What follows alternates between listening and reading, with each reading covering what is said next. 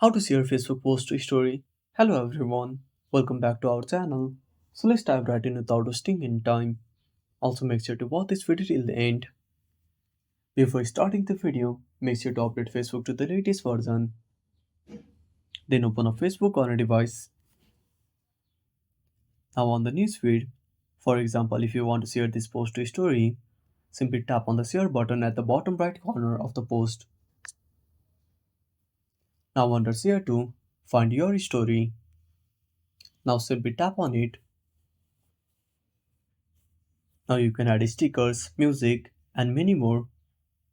Now once you're done, simply tap on share at the bottom right corner. Now go to your profile. Now refresh the page and tap on your story. Then click on view story.